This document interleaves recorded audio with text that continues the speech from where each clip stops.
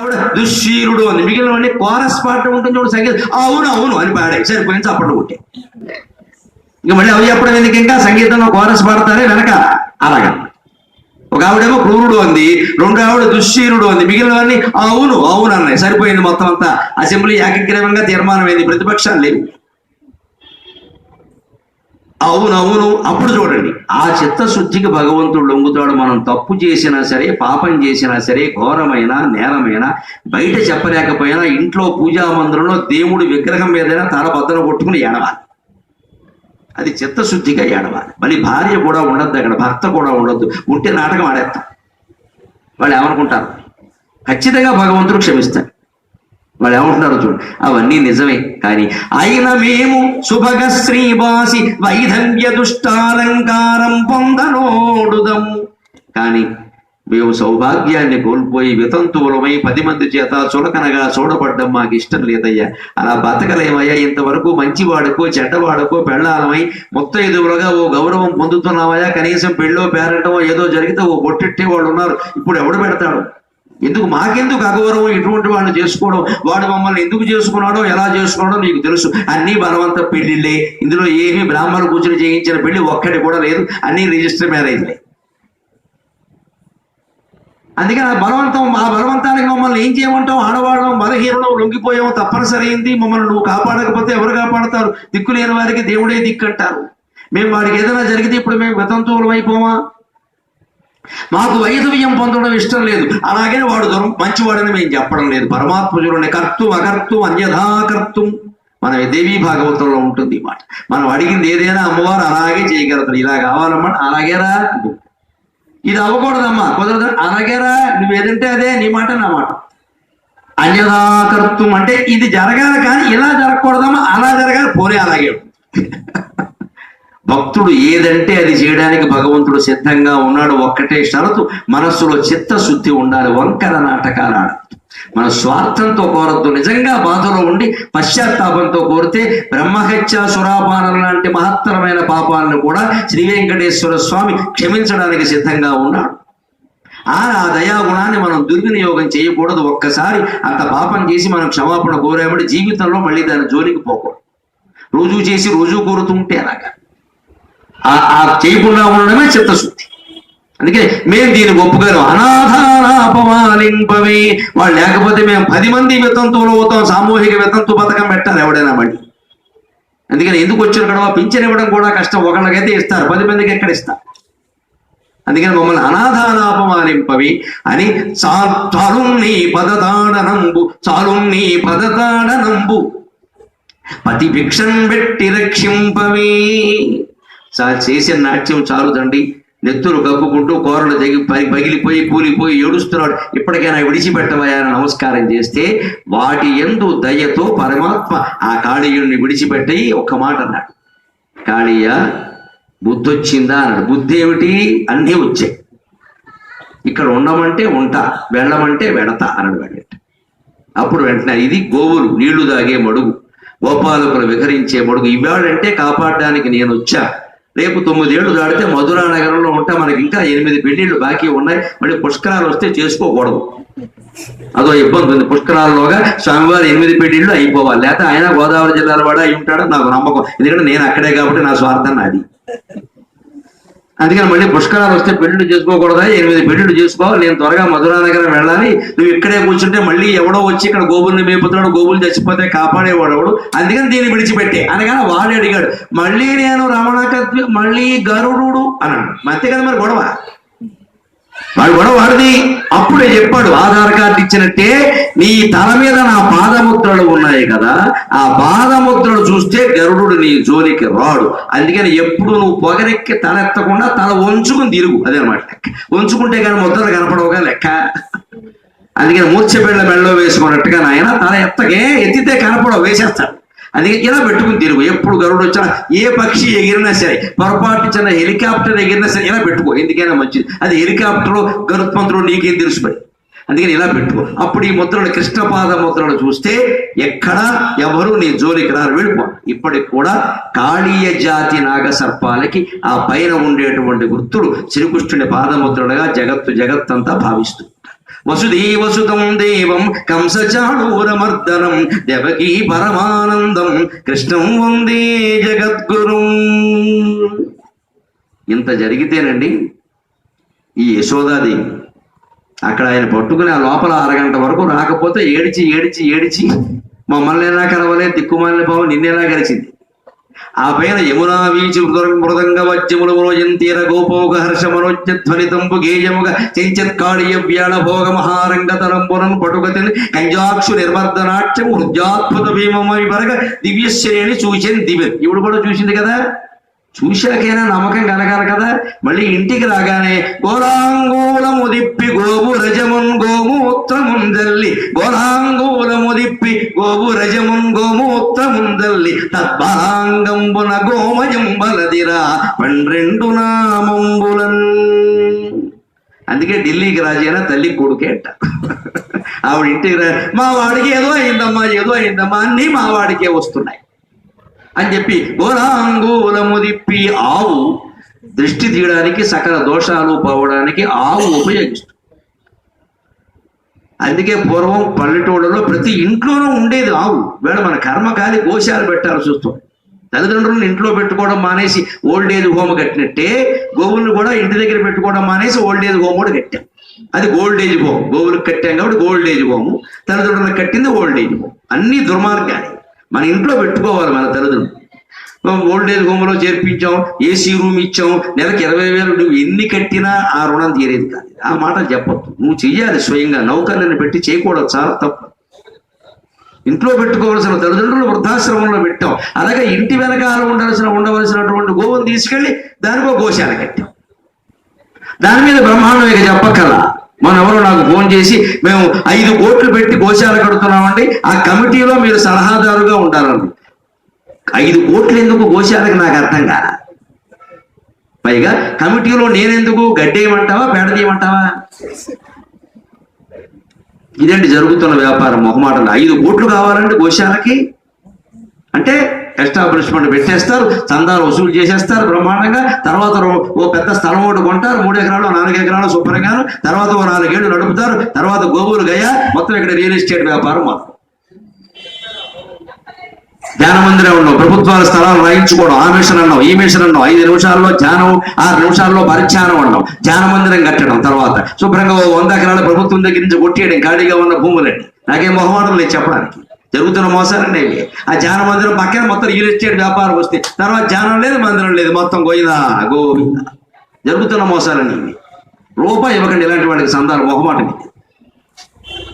ఎక్కడైనా గోవు కనపడితే మీరు ఏమైనా సేవ తెలుసుకుని దాన్ని గోవు చేసే సేవ పూజ కాదమ్మా. పసుపులు కుంకాలు దండలు వేసి దాన్ని ఇబ్బంది పెట్టండి. ఇంత గట్టి లేదా గట్టేసి వాడుకో దండం పెట్టండి చాలు. గొల్లవాళ్ళు వేస్తారు, వాళ్ళకి దండం పెట్టండి, వాళ్ళని గౌరవించండి. అందుకని గొల్లాడని తేలిక చేసి మాట్లాడకండి. వాడు గోపాలకృష్ణుడు సాక్షాత్తు. ఆ కులాన్ని గౌరవించడం, ఆ వృత్తి జరిగేలా చూడడం, ఆ సేవ చేయడం ముఖ్యం. కానీ ఎక్కడికెక్కడ వచ్చేస్తున్నాయి, విపరీతంగా వస్తున్నాయి గోశాలు. ఇప్పుడు కూడా అదో మార్గం అయింది. ఏ నమ్మకం ఉంటే జనంలో అదే ఇక. అందుకే నాకు ఈ నమ్మకాలకు వ్యతిరేకంగానే మాట్లాడతాను. ప్రతి నమ్మకం మొత్తం డబ్బు డబ్బు డబ్బు ఆదాయ మార్గం అంతే. ఏ నమ్మకం పెట్టా దాన్ని ఆదాయం చేసి. కానీ నిజానికి ఇంటి వెనకాల ఉంటే గోవు ఎంత ఉపయోగం దొడ్లో అంటే గోలాంగూలము దిప్పి. పిల్లలకి ఎప్పుడైనా భూత ప్రేత పిశాచాల వల్ల ఇబ్బంది ఉంటే ఆవు తోక ఆ పిల్లాడు చుట్టూ ఇలా తిప్పితే ఆ ఆవహించినటువంటి గాలి మొత్తం గోవు తోక లాగేస్తుంది. అందుకే గృహప్రవేశంలో ముందు ఆవును పంపిస్తారు. శంకుస్థాపన అయిన తర్వాత గృహప్రవేశం కాకపోతే కాస్త భవనం తయారుగా ఉంది, పైకప్పు కూడా వేశారు, లోపల ఖాళీలుగా ఉన్నాయి. ఆత్మహత్యలు చేయబడిన వాళ్ళు, అత్యాచారాలకు గురై ఆత్మహత్య చేసుకున్న వాళ్ళు, రకరకాలుగా ఉంటారు. హత్యలకు గురైన వాళ్ళు, గ్యాంగ్, వీళ్ళందరూ అందులో చేరతారు. మొత్తం వాళ్ళకు కాన్ఫరెన్స్, భూత ప్రేత పిశాచ మహాసభ. మరి తర్వాత యజమాని భార్య వెళ్ళారనుకోండి, ఆ రాత్రి వాళ్ళిద్దరిని పట్టుకుంటారు, అయిపోతుంది. అందుకని గృహప్రవేశానికి ముందు యజమాని భార్య వెళ్ళడం కంటే ముందు గోవును పంపించమన్నారు. అపార్ట్మెంట్ 2 మొత్తం మార్బుల్ ఫ్లోరింగ్ వేసే గో వెళ్ళదు, ఇంకా మనమే వెళ్ళడం కష్టం, జాగ్రత్త. అందుకే అవి ఏమీ వెళ్ళకముందే మట్టి దేశంలో ఉండగానే గృహప్రవేశం చేసి హోమం కూడా చేసి అక్కడ గోవును పంపిస్తే ఆ గొడవ. ఆవు తోక పుచ్చులో నిజంగానే భూత ప్రేత పిశాచాలని ఆకర్షించే దుష్ట శక్తులను బయటికి లాగలిగే శక్తి. అందుకే పూర్వం పిల్లలకి ఆ తోక చుట్టూ ఇలా తిప్పి గోవు రజమున్ గోధూడి చల్లేవు. గోవు రజమున్ గోమూత్రమున్ చల్లి, గోమూత్రాన్ని కూడా చల్లేవారు. అది అనేక రకాల ఔషధం అనే విషయం అందరికీ తెలుసు. ప్రత్యేకంగా ఇవాడిని ఏం చెప్పక్క. తద్బాలాంగంబున గోమయంబలదిరా 12 నామంబులన్, ఆవు పేడ ఒంటికి రాసేవారు. ఇప్పటికి కూడా ఈ దద్దుర్లు అలాంటివి వస్తే ఆవు పేడ రాస్తే తగ్గిపోతుంది. దూరగుండాక అంటారు, దురదగుండాక కూడా అంటారు. అది ఎంత దురద పెడుతుంది, వెంటనే మీరు పేడ రాయండి తగ్గిపోతారు. ఇంకో వైద్యం లేదు. అది ఆవు పేడ అయితే ది బెస్ట్, తిరుగులేదు. ఇంకా మొహమాట పడితే అలాగా దానికి అదే వైద్యం. ఆవుకి శరీరానికి, ఆవు పేడకి, ఆవు పాలకి, ఆవు తోక పుచ్చుకి అంత శక్తి ఉంది. దానికి శరీరంలోనే ఉంది, ఆ నిర్మాణంలో ఉంది. వాటిని అలా ఉపయోగించుకుని ఆ గోవుల్ని మనం దైవాలుగా భావించమని ఎందుకు చెప్పారంటే, పసుపు కుంకుమ రాసి దాంట్లో వేసేసి బెదరగొట్టేయమని కాదు, దానికి సేవ చేయమని. గో పూజ కాదు చేయాల్సింది, గో సేవ చేయాలి. గోమూత్రం జల్లుకుంటే పుణ్యం అనగానే బలవంతంగా వెళ్ళి పొడిచి జల్లించుకుంటారని వీళ్ళ దొంప దగ్గర హింస పెట్టేసి. ఎందుకంటే ఎవడో ఒక ఆయన చెబుతాడు తినగా ఉండగా, ఆయనకి తెక్క వీళ్ళకి తెక్క.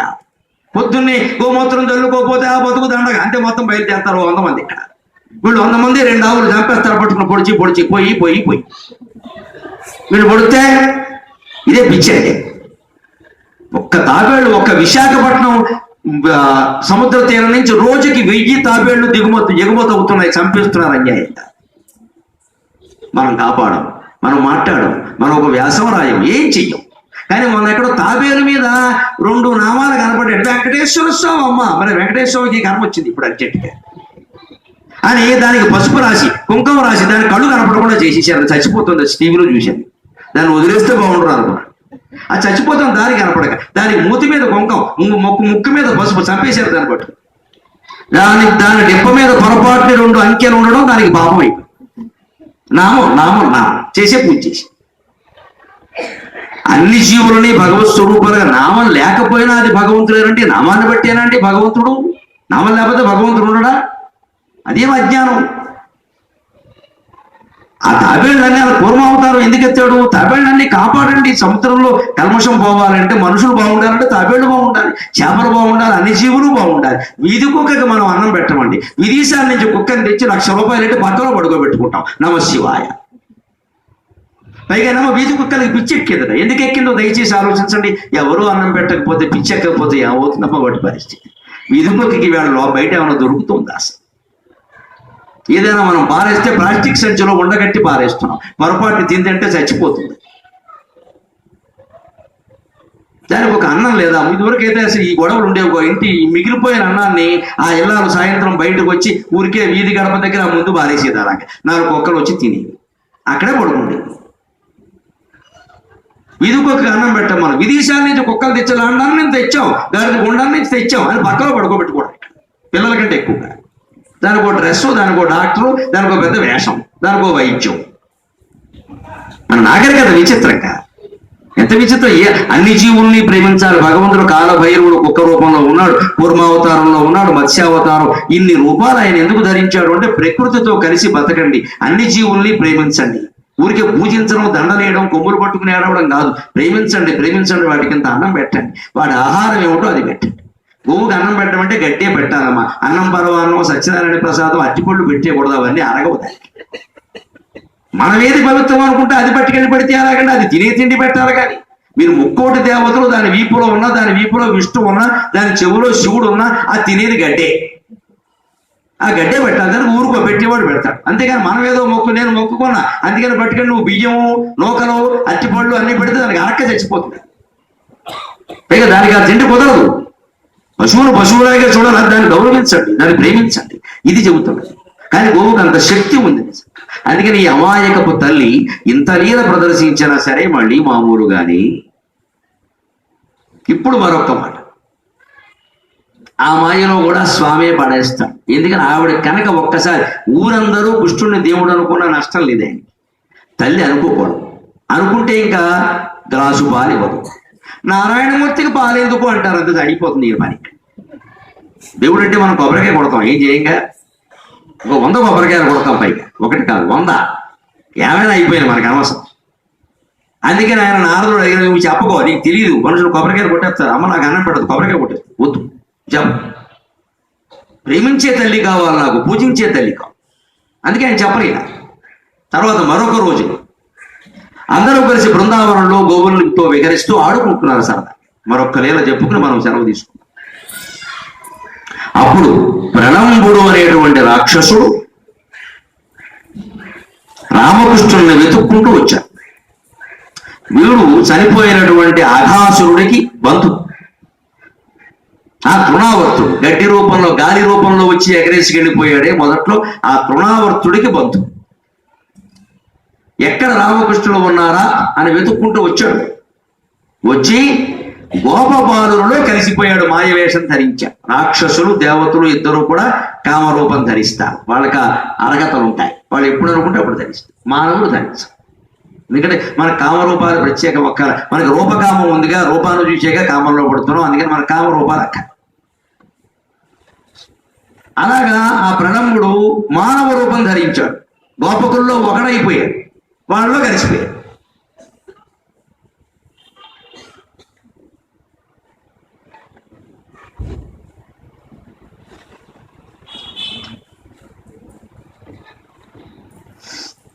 వాళ్ళలో కలిసిపోయాడు. అందరూ గుర్తించలేకపోతున్నారు. బలరాముడు కూడా గుర్తించలేదు. మనలో వాడే ఒకడు అనుకున్నాడు. ఈ పేరే ఉంటాడా అంటే గోలయ్యాడంటే గోలయ్యా కదా. కృష్ణుడు గుర్తించలేని వాడు ఉంటాడా? ఆయన ఒక అనుసరిక చేశాడు. వీడు ఎవడో వచ్చాడు, వీడి సంగతి చూడాలి. మంచిదా కలిసి ఆడుకుందామని వీడు ఆడుకుందామనే ఉద్దేశం మీద వీడు ఏమిటి, బలరామునో కృష్ణుడినో పక్కకి లాక్కుపోయి నొక్కు నొక్కేద్దాం. వీడి ప్రణాళిక. ఇన్ని జరిగినా వీడికి బుద్ధి ఉండదు. వాడు గొడవ వాడిది. అంటే మనలో తమో గుణం అనేది ఉంది చూడండి. నిద్ర, ఆలస్యం, బద్ధకం, క్రౌర్యం, హింస. ఇది ఎన్నిసార్లు ఓడిపోయినా మళ్ళీ పైకి వస్తూ ఉంటుంది. మనం ఒకసారి చూడండి, ఏదైనా మంచి ఉపన్యాసాలు విని కాస్త ఇలాంటివి అంటే మనం ఖచ్చితంగా రేపటి నుంచి 5ంటికే రావాలి, ఖచ్చితంగా ఒత్తుక్కా కూడా పెడతాం. నిజానికి ఖచ్చితంగా అంటే ఒత్తుక్కా ఉండదు, మామూలుగా కడవలో కాస్త ఖచ్చితంగా. మనం చూడండి కర్మ, ఒత్తుక్కా లేదు అక్కడ. కానీ మనకి ఏమంటారు కర్మ అని బాగా మనం బలకబెట్టి కర్మ అయింది. అక్కడ ఒత్తుక్కా రాయకూడదు, మామూలుగా రాయాలి. ఈ ఖచ్చితంగా కూడా అంతే. నువ్వు ఎన్నన్నా అది కాలేదు. ఖచ్చితంగా అంటాం. మనం తెల్లారగంట పడుకుంటాం, 5ంటికి అలారం పెడతాం. అది మోగుతుంది లేవగానే, రేపటి నుంచి ఖచ్చితంగా అని నొక్కేస్తాం. ఎందుకంటే దానికి స్నూజ్ అని ఒకటి ఉందిగా, అంతే స్నూజే. బతుకంతా లూజే. ఇప్పుడు లేపనా, కాసేపు ఆగి లేపనా, ఇప్పుడు లేవా, లేచే ఉద్దేశం లేదా, ఈ జన్మకే లేవా, 100 ఆప్షన్స్ ఉంటాయి. ఏదో ఒకటి మొత్తం మీద లేవడం ఉద్దేశం లేదు. ఇదే తమో గుణం. సరిగ్గా రాక్షసులు ఇంతమంది చచ్చిపోయినా మళ్ళీ ఎందుకు వస్తున్నారో తమో గుణం. అది తమో గుణం ఎప్పుడు మనలో ఉండే నిద్ర, ఆలస్యం, బద్ధకం, క్రౌర్యం, హింస, ఈ భావాలు అణిగిపోయాయి అనుకోవడం పొరపాటు. అవి బుడగలు. ఓ చోట నొక్కితే ఓ చోట నుంచి వస్తాయి. అందుకని మొత్తం వేసేవలసిందే చివరి వరకు. జాగ్రత్తగా ఉండాలి, ఎప్పటికప్పుడు జాగ్రత్తగా ఉండాలి. మళ్ళీ వచ్చాడు, చూశాడు కృష్ణుడు, వీడికి తగిన ఆట ఆడదాం అని చెప్పి ఓ పందెం వేశాడు. మనం 2 పక్షాల కింద విడిపోదాం. రాళ్ళు విసరాలి, బంతులు విసరాలి. ఎవరు ఎక్కువ దూరం విసురుతారు. అందరికంటే తక్కువ దూరం వచ్చిన వాడు దొంగ పట్టాలి. దీంట్లో 2 పార్టీ పెద్ద ప్లాన్ వేసి బలరాముడిని, అన్నయ్య నువ్వు అటువైపు ఉండాడు. ఇద్దరు ఓ చోట లేరు.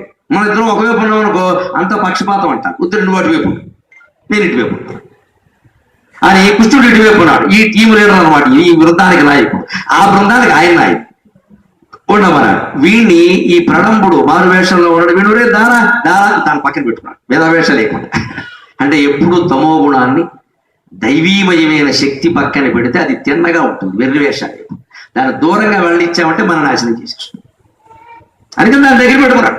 నువ్వు ఉండరా, వీడు కూడా ఆయన పథకం వేరే, వీడి పథకం వేరే. అలా కలుస్తే మరి అదే దైవం లేనట్టు.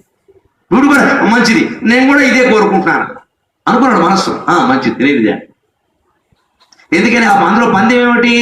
ఓడిపోయిన వాళ్ళు గెలిచిన వాళ్ళని గుర్రం ఎక్కుతారు. అంటే ఓడిపోయిన వాడు గుర్రంలా పడుకుంటాడు, వీడి మీద గెలిచిన వాడు ఎక్కుతాడు. ఇప్పుడు కృష్ణుడు వీడిని పక్కన ఎందుకు పెట్టుకున్నాడు అంటే, వాళ్ళ అవతల పక్షంలో ఉంటే ఎవరో ఒకరు గెలుస్తారు, ఒకరు ఓడిపోతారు. ఈ విధమైన ఎక్కించుకోవడం కృష్ణుడు కర్మ, ఆయన ఎక్కించుకోవడం. రెండోది, వీడి మీద ఎక్కాడు అనుకోండి, ఉపయోగం లేదు. వాడు పక్కకి తీసుకెడతాడో ఏం చేస్తాడో తెలియదు. ఇక్కడ కూర్చొని మిగిలిన వాళ్ళు ఆడుకుంటారు. మనం దంపాల్సిన వాడు కాదు. ఎందుకంటే వీడు బలరాముడు చేతుల్లో చావాలి. లెక్క ఆయనకి తెలుసు, బలరాముడికి తెలియదు కానీ ఆయనకి తెలుసు. అందుకని వీడు అన్నగారి చేతుల్లో చావాలి. ఇది మన వాట కాదు, ఆయన వాట. అందుకని ఆయన అవతల పెట్టి వీడిని మన దగ్గర పెట్టి చేయాలి. పైగా ఏం చేయాలి? మనం ఓడిపోవాలి. అప్పుడే కదా వీడు వంగుంటాడు, ఆయన మీద ఎక్కుతాడు. ఇది కృష్ణుడి పథకం. వాడికి ఎందుకు అర్థం అవుతుందండి? అమాయకుడు కృష్ణుడు వల్ల పడిపోయాడు, నా పక్కనే ఉన్నాడు, నొక్కేసి అనుకుంటాడు వా. ఈయన పథకం ఇది. వీడు ఎవడి వల్ల పోతాడో ఆయనకి ఇది మన కేసు కాదు, అన్నగారి కేసు. మనకెందుకు వచ్చిన గొడవ? అందుకని అన్నగారి చేతుల్లో ఓడిపోయేలా చేస్తే వీడు గుర్రమాట ఆడతాడు, ఆయన వీడిని ఎత్తి మీద ఎక్కుతాడు. కాస్త ఇప్పుడు కాకపోయినా 5 నిమిషాలు అయ్యాకైనా అన్నగారికి తెలుస్తుందిగా, ఆయన చూసుకుంటాడులే, ఆయన తక్కువ ఏమిటి అధిశేషుడు అని అది తక్క పడక పెట్టుకోండి. ఆడాడు, కావాలనే కృష్ణుడు ఓడిపోయి. అంతేకాదు తన వాళ్ళందరూ కూడా ఓడిపోయేలా చేశాడు. సుమారుగా వాడు పరిగెడుతుంటే కాళ్ళడ్డం పెట్టేస్తే పట్టుపక్క ఏం చేస్తాడు? అట్లనే అలాగే ఉంటాడు. అందులో కృష్ణుడు కావాలనే శ్రీరాముడు అనేవాడు చేతుల్లో ఓడిపోయాడు. కృష్ణుడు గుర్రం అయ్యాడు, శ్రీరాముడు వాడిని ఎత్తి మీద ఎక్కాడు. ఏమో అదృష్టం అంటే నిజంగా. ఇంకో ఇక్కడే మన కవుల యొక్క చాపల్యాన్ని గురించి ఒక్క మాట చెప్పుకోవాలి. ఇంత స్పష్టంగా వ్యాస భాగవతంలో కృష్ణుడు ఓడిపోయాడు, ఆయన పక్షమంతా ఓడిపోయింది, శ్రీరాముడు ఆయన నెత్తి మీద ఎక్కాడు అని వ్యాసుడు రాస్తే పోతన గారు మార్చేసి శ్రీరాముడే ఓడిపోయాడు, కృష్ణుడు పైన ఎక్కాడని రాశాడు. భక్తి ఈ పని చేస్తుంది. దేవుడు ఓడిపోవడం ఏంటి తప్పమ్మ, సెంటిమెంట్ అంటామే, దేవుడు ఓడిపోకూడదు అని పోతన గారు కథ మార్చేశాడు. సరే, అది పెద్ద ప్రమాదం కాదు, ఆయనకి భగవంతుడు ఎందుంటే భక్తి కారణంగా చేశాడు, పెద్ద విషయం కాదు. చెప్పాలి కాబట్టి 2 చదివాను కాబట్టి చూస్తున్నాను. కానీ అది అలాగే ఉండడంలో వ్యాసుడి యొక్క ప్రణాళిక ఏమిటి? వ్యాసుడు ఎందుకు చేస్తాడు అలాగే? పైగా అలా ఎందుకు జరిగింది అసలు? అవతల బలరాముడు ఉన్నాడు, యువతల కృష్ణుడు ఉంటే యువతల పక్షం ఓడిపోతే వీడు వాహనం అవుతాడు, బలరాముడు మీద ఎక్కుతాడు. ఖచ్చితంగా ఏం జరగాలో అది జరుగుతుంది. అందుకే ఆయన ఓడిపోయాడు, లేదా కృష్ణుడు ఓడిపోవడం ఏంటి? అది ప్రణాళిక కావాలనే సరిగ్గా అనుకున్నట్టే జరిగింది. అప్పుడు వీడు ఇది మంచిగా జరిగింది, ఈ కృష్ణుడిని మీద ఎక్కించుకుంటే ప్రమాదం. ఎందుకంటే వీడు తృణావర్తుడిని చంపేశాడు, అఘాసురుని చంపేశాడు. అందుకని ఈయన్ని మొయ్యడం కష్టం. నిన్న మొన్న కాళీయుడు పెద్ద పడగలతో చుట్టేస్తే నాట్యం చేశాడు. అంటే ఈ వెధవకి ఇవన్నీ తెలుసుండే వచ్చాడు. మొత్తం ఈనాడు జిల్లా అనుబంధంలో మొత్తం జరిపాడు. నెట్లోకి వెళ్ళి కూడా చూశాడు, గూగుల్ kృష్ణ.com అని. మరి అన్ని చూసిన వాడు రావడం ఏంటండి? దాన్నే అజ్ఞానం అంట. చూశాడు, అందుకే కృష్ణుడితో పెట్టుకోవద్దులే. బలరాముడు నయం, ఎవరిని వేసినా వేడివేగా. బలరాముడిని చంపేసామనుకో కృష్ణుడు ఏం చేస్తాడు? ఇంకా అన్నగారు పోయాడని ఎడుతూ ఉంటాడు. ఎవడు అజ్ఞానం వాడిది. ప్రపంచంలో అజ్ఞానానికి అనేక ముఖాలు, జ్ఞానానికి ఒక్కటే ముఖం ఉంటుంది. అజ్ఞానానికి అనేక ముఖాలు ఉంటాయి. అందుకని వాడి ప్రణాళికలో వాడున్నాడు, కృష్ణుడి ప్రణాళికలో కృష్ణుడు ఉన్నాడు. ఓడిపోయాడు కదా, అందుకని వీడు ఎవరు? నేను బలరాముడిని ఎక్కించుకుంటా. సరిగ్గా వాడు మృత్యువును వాడు కోరుకుంటాడు. ఇక్కడ అందుకని బలరాముడు కూడా వీడియోలో కొత్తగా వచ్చాడంటే నీకు ఎందుకు అన్నయ్య ఎక్కాయి, తర్వాత చూసుకున్నాడు ఎక్కాయి. అప్పుడు కూడా చెప్పలేదండి వాడు, ఎవడు ఎక్కాయి చూసుకోవాలి. వీడు బలరాముడు పక్కకి లాక్కెళ్ళిపోయాడు. 2-3 మైళ్ళ దూరం లాక్కెళ్ళిపోయాడు. దాదాపు తీరం, నదీ తీరం, యమునా నదీ తీరం వరకు లాక్కెళ్ళిపోయాడు. అక్కడ వరకు వెళ్ళిపోతుంటే ఆ వేగం చూశాక బలరాముడికి అర్థమైంది, వీడు మామూలు వాడు కాదు. మన గొల్ల పొలంలో వాడు, గోపాలంలో వాడైతే ఆడి ఇంటికి వెడదామంటాడు, కానీ సరదాగా ఆడుకోడు. ఇన్ని మైళ్ళు ఎందుకు తీసుకొస్తాడు? ఏదో జరిగింది ఇక్కడ అని ఒక్కసారి చూడండి. వ్యాసుడు రాసిన శ్లోకం ఎంత గొప్పదో. అథాగత స్మృతి రిపుం బలో విఘాయ, అథాగత స్మృతి రిపుం బలో విఘాయ, సార్థమపి వికారమాత్మనగ, సార్థమపి హరంతమాత్మనగ, సార్థమపి హరంతమాత్మనగ, వృషాకరచ్చిరసి దృఢేన ముష్టిన, వృషాకరచ్చిరసి దృఢేన ముష్టిన, సురాధిపో గిరిమివ వజ్రరంఘస, సురాధిపో గిరిమివ వజ్రరంఘస. అంత దూరం అలా లాక్కెళ్ళిపోతుంటే బలరాముడికి అనుమానం వచ్చింది. ఎందుకంటే ఆ వేగానికి బలరాముడు తట్టుకోలేకపోతున్నాడు, అంత వేగం. ఇదేమిటిది? వీడి చేతిలో నేను చచ్చిపోతాను, చివరికి చచ్చిపోయేదా ఉన్నానే. ఎందుకంటే అప్పటికి వాడు కింద పడేశాడు, బలరాముడు కింద పడేశాడు. ఒక్కసారి వాడు రూపం ధరించాడు. అసలు రూపం ఇప్పుడు వచ్చింది, అదే రూపం ధరించాడు. నేను ప్రణంబుణ్ణి, నీ తమ్ముడిని పక్కనట్టే నిన్ను చంపుదామని వచ్చా, నీకు 100 ఏళ్ళు నిండినట్టే, నూకలు చెల్లినట్టే, మీ తమ్ముడిని ఏం చేస్తాడో చేసుకోమని అని పెద్ద గోరలు వేసుకుని దిగితే అప్పుడు బలరాముడు కూడా ఒక్కసారి భయం వేసింది. ఇదేమిటిది, ఇంత మాయలో పడ్డాం అని. చూడండి, సరిగ్గా తత్వం, వ్యాసుడికి తత్వం ముఖ్యం, పోతన గారికి భక్తి ముఖ్యం. అందుకని వ్యాసుడు ఏమంటాడంటే అథాగత స్మృతి. ఒక్కసారి బలరాముడు నేనెవరు అని ఆలోచించాడు. ఆగత స్మృతి అంటే అర్థం, గొప్ప తాత్వికమైన మాట. నేను దశమస్కందం భాగవతం చదువుతూ ఈ మాట లాగానే కింద గీత గీసుకుని వ్యాసుడికి 100 సార్లు దండం పెట్టుకుని ఆ మనసు ఏం మహానుభావుడు ఏమి రాస్తావయ్యా. అది వ్యాసుడు అంటే. తదాగత స్మృతికి నేనెవరిని ఆలోచించట. మనం ఎవరో మనకు ఆలోచించే వరకు మనం పరమాత్మ స్వరూపులు అని మనకి తెలియదు. బలరాముడు ఒక్కసారి నేనెవరు ఆలోచించగానే ఎవరండి ఆయన? భగువన పాద భబ్జికుల పర్వత పూర్ణ సరస్వతి సహిత అజస్ర సహస్ర ఫణాలిదాల్చి భగువన పాద భబ్జికుల పర్వత పూర్ణ సరస్వతి సహిత మహామహీఫలము అజస్ర సహస్ర ఫణాలిదాల్చి దుస్సగతరమూర్తికిన్ జలధిశాయికి పాయక శయ్యైన అయ్యకి పతిని దుష్కృతాంతకుడు అనంతుడు మాకు ప్రసన్నుడయ్యడు. అనేక రకాల అరణ్యాలు, నదులు, సముద్రాలు, కొండలు, కోనలు, పర్వతాలు, గుట్టలు వీటన్నిటితోనూ నిండిపోయినటువంటి ఈ మహత్తరమైన భూమండలాన్ని అంతటినీ ఏ మహానుభావుడు తన 1000 పడగల మీద భరిస్తున్నాడో ఆయనే ఆదిశేషుడు, ఆయనే కృష్ణావతారంలో బలరాముడు, ఆయనే రామావతారంలో లక్ష్మణుడు. అక్కడ తమ్ముడు, ఇక్కడ అన్నగా. మనవాడు ఎంత అదృష్టవంతుడంటే ఆ జన్మలోనూ వారే వీరిని సేవించారు, ఈ జన్మలోనూ వారే వీరిని సేవించారు. వీరి యోగం అటువంటిది. ఇక్కడ ఒక తత్వం మనం గ్రహించవలసింది.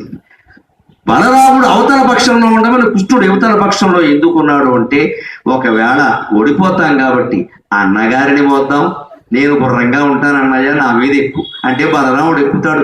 ఆ రకంగానేనా బలరాముడికి పూర్వజన్మ రుణం తీర్చుకోగలుగుతాను కదా అని కృష్ణుడు ఆలోచించాడు. కానీ వీడేం కోరాడు? వాడు బలరాముడిని ఎక్కించుకుంటాను. అప్పుడు ఏమనుకున్నాడు? పోన్లే, మనం రుణం ఎప్పుడైనా తీర్చుకోవచ్చు, అయినా నేను రుణం తీర్చుకుంటానంటే ఆదిశేషుడు ఒప్పుకుంటాడు, ఆ ఒప్పుకోడు. అందుకని వీడికి ఏవో నూకలు ఉన్నాయి, వీడు రుణం దేరని అని ఉద్దేశాడు. అంటే పరమాత్మ యొక్క ఆలోచనలు ఎప్పుడు ఎలా ఉంటాయమ్మా? ఎన్నో జన్మల వెనకాల గురించి చరిత్రలు, ప్రణాళికలు అన్ని ఆలోచించి ఒక సంఘటన నిర్మిస్తాడు. అందుకే భగవద్గీత 4వ అధ్యాయంలో చెబుతాడు ఆయన, బహూనిమే వ్యతీతాని జన్మాని తవ చార్జున తాన్యకం వేద సర్వాణి నత్వం వేత్త పరంతప. అర్జున, నీకు చాలా జన్మలు గడిచాయి, నాకు చాలా జన్మలు గడిచాయి, కానీ తేడా ఏమిటంటే నీకు అవన్నీ తెలియవు, నాకు అవన్నీ తెలుసు, అంతే తేడా. అందుకని నువ్వు అలా ప్రవర్తిస్తున్నావు, నేను ఇలా ప్రవర్తిస్తున్నాను. అంచేత మనం కూడా అనేక జన్మలు ఉన్నాయి, అనేక జన్మలు ఎత్తాం. కుక్కలుగా పుట్టాం, నక్కలుగా పుట్టాం, రాజులుగా పుట్టాం, రాణులుగా పుట్టాం, బంట్లుగా పుట్టాం, సోమరులుగా పుట్టాం, ఉత్తమ కులాల్లో పుట్టాం, రకరకాలుగా పుట్టాం. యజ్ఞాలు చేసిన వాళ్ళము మనమే, హత్యలు చేసిన వాళ్ళము మనమే. అనేక జన్మలు జన్మలు జన్మలు ఎత్తి ఏ గుళ్ళో ఏ నీరాజనం ఇస్తుంటే ఆజ్ఞానించావో కానీ ఆ పుణ్యం వల్ల కూకటపల్లి దేవుడికి దగ్గరలో పుట్టాం. ఇంతకంటే అదృష్టం ఏం కావాలండి? దర్శనం చేసుకోగలుగుతాం. ఇది గ్రహించగలిగితే జీవితాన్ని సార్థకం చేసుకుంటాం. అంతేగాని ఈ ఒక్క జన్మే ఇక ఇందులోనే మొత్తం దున్నేసుకోవాలి అని అనుకోకూడదు. ఈ కథలు అందుకోసం. అందుకే ఆయనకు అన్నీ తెలుసు కాబట్టి పూర్వజన్మలో ఎంతో యాతన పడి నిద్రాహారాలు మానేసి నాకు సేవ చేశాడు. ఒక్కసారి నా నెత్తి మీద ఎక్కించుకుని అన్నగారిని కాస్త 10 అడుగులు తీసుకెళ్లి రుణం తీర్చుకుంటా అని యువతల పక్షంలో చేరాడు. లేకపోతే అన్నగారి పక్షంలో ఉండడు. కానీ వీడేం కోరాడు? నేను ఎక్కించుకుంటాను, నీ దుంపదగా ఎక్కించుకో, నీకు పెళ్ళి అవుతుంది అని పంపించాడు. ఇది ఈ రెండు ఆ బలరాముడికి తెలియదు. కానీ ఎప్పుడు తెలిసాయి? బలరాముడుగా ఉన్నంత కాలం తెలియదు. అథాగత స్మృతికి ఒక్కసారి నేనెవర్ని అని బలరాముడు అంతటి వాడు అవతార పురుషుడు కాబట్టి ఆయనలోకి ఆయన ప్రవేశించగానే అంతర్ముఖ సమారాధ్య బహిర్ముఖ సుదుర్లభ అని అంతర్ముఖం కాగానే భగవన పాద భక్తిపుల పర్వత పూర్ణ సరస్వతీ సహిత మహామహీపరము అజస్ర సహస్ర ఫణాలి దాల్చి దుస్సగతర మూర్తికి జలధిశాయికి పాయక శయ్యైన అయ్యగిపతి దుష్కృతాంతకుడు అనంతుడు మాకు ప్రసన్నుడయ్యడు అని నన్నయ్య గారి పద్యంలో చెప్పినటువంటి ఆ భూమి భరాన్ని మొత్తం భరిస్తున్న ఆదిశేషుడు నేను కదా, వీడెవడు నా ముందు అసలు అని ఒక్కసారి వృషాకన చిరసిదుడేన ముష్టిన కోపం వచ్చి ఒక్కసారి వాడు జుట్టిలా పట్టుకుని ఒకటే ఒక ముష్టిఘాతం వాడి గుండెల్లో తల మీద గుచ్చితే తలలోంచి ఆ ముష్టిఘాతం ఛాతీలోకి దిగిందట. తల 2 ముక్కలే. అది బలరాముడు దెబ్బ. నాగలి పెట్టి భూమిని చీల్చేసే రకమై మామూలు వాడ. వీళ్ళ అబ్బాయి సాంబుడు కృష్ణుని కొడుకు. ఆయన దుర్యోధనుడు కుమార్తెను ప్రేమించాడు. ఆయనకి ఎందుకో వీళ్ళిద్దరూ ఎక్కడ కలిశారో ఫిబ్రవరి 14 అదో చుట్టరేఖం. కృష్ణుడు కొడుకు సాంబుడు. ఆయన దుర్యోధనుడు కుమార్తెను ప్రేమించాడు. ఇక్కడ ఇందిరా పార్కులో దగ్గర ఉంటుందండి. అంటే ఇదేం చుట్టరేఖం అండి? సంత ఇంత గొడవ నడుస్తుంటే అంటే ఈ గొడవనే సందర్భంలో సడైపోయా. యువతరం అలాగే ఉంటారు, తండ్రులు కొట్టుకుంటూ ఉంటారు, వీళ్ళిద్దరూ పార్క్ వెళ్ళిపోతారు. తర్వాత వీళ్ళకి పెళ్లి చేయలేక వాడు వస్తారు. అక్కడి నుంచి పెద్ద సినిమా. ఎందుకే ఇక్కడ ఇంతే సాంబుడు కృష్ణుడు కొడుకు, వాడు దుర్యోధనుడు కూతురు ప్రేమించాడు. ఇంకెవరు దేశంలో ఎవరు దొరకరు. అక్కడికి వెళ్ళిపోయాడు తిన్నగా అమ్మాయి కోసం. వాడు బంధించి పారేశాడు. మరి ఊరుకుంటారేంటండి? ఎందుకంటే వీళ్ళ పట్ల చిన్న చూపు. క్షత్రియులు కావచ్చు, యాదవులు, రాజ్యం లేదు. దుర్యోధనుడికి రాజ్యం ఉంది. రాజ్యం ఉన్న వాడికి పిల్లలిస్తాడు, రాజ్యం లేని వాడికి ఎందుకు ఇస్తాడు? క్షత్రుడు అయితే మాత్రం.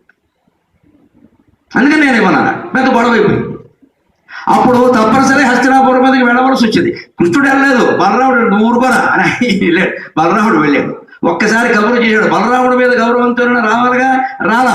మరి ఆయన గురువు గారు కదా దుర్యోధనుడికి. రాలేదండి. పెద్ద గొప్పలు చెప్తారు. దుర్యోధనుడు గురుభక్తి ఏమీ లేదు. అన్ని పుస్తకాలు చదవకుండా మాట్లాడుతున్నారు ఇక్కడ. ఆ గురుభక్తి కూడా భీముడికే ఉంది, దుర్యోధనుడికి ఏమీ లేదు. ఎక్కడుందో చూపించమన్నాడు. ఎక్కడుందో ఏమీ చదవాలి, సినిమాలు చూడమే అన్ని. ఏమి గురుభక్తి లేదు వాడికి. రాలేదు రమ్మంటే. ఒళ్ళు మండిపోయి బలరాముడు నాగని పెట్టి హస్తినాపురాన్ని ఇలా పైకి లేపాడు. ఆ దెబ్బకి తిరిగి వచ్చి దాసోహం అన్నాడు వాడు. అది బలరాముడి దెబ్బ. అప్పుడు సాంబుడిని వదిలిపెట్టాడు. సాంబుడు ఏంటి ప్రాణమే వదిలేస్తాడు. అప్పుడు ఇద్దరికి పెళ్లి చేశాడు.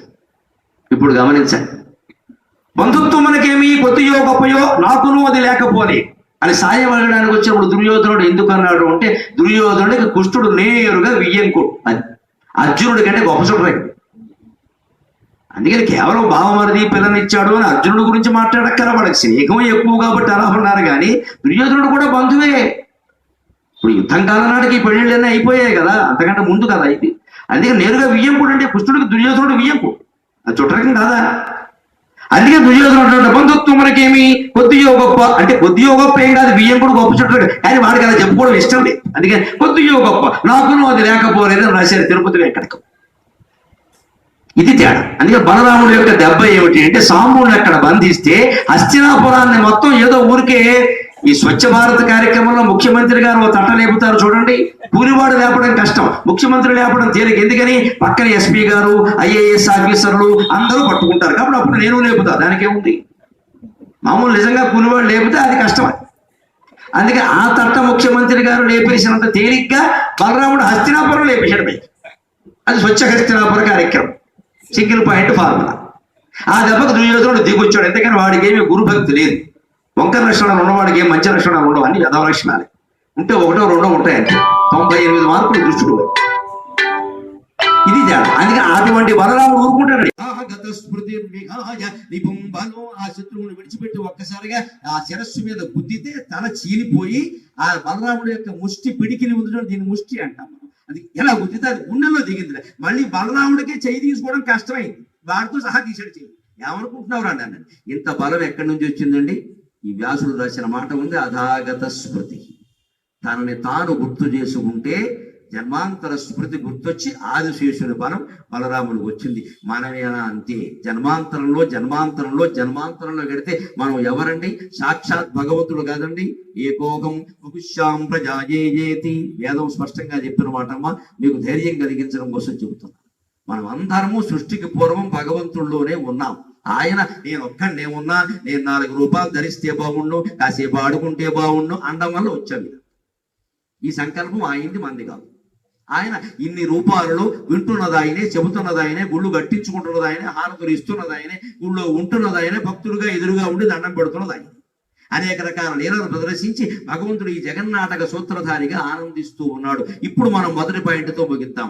ఆయన ఆనందిస్తున్నాడు, ఇందులో మన ప్రమేయం ఏముందండి? అందుకని మనం ఏమీ చెయ్యడం లేదు అన్న భావనతో ఉండాలి. ఉంటే ప్రారంభవశాత్తు ఏది ఆకస్మికంగా వచ్చి పడింది, ఎలా చేసినా అది పుణ్యమైనా పాపమైనా ఏదైనా అనుకోకుండా జరిగిందే, అది ఆయన సంకల్పమే, మనకి సంబంధం లేదు అని నిశ్చింతగా హాయిగా. రేపు మళ్ళీ 6:30 కలుసుకుని మనం మరిన్ని లీలలు మూడవ భాగం పాఠంలో చెప్పుకుందాం ఖచ్చితంగా.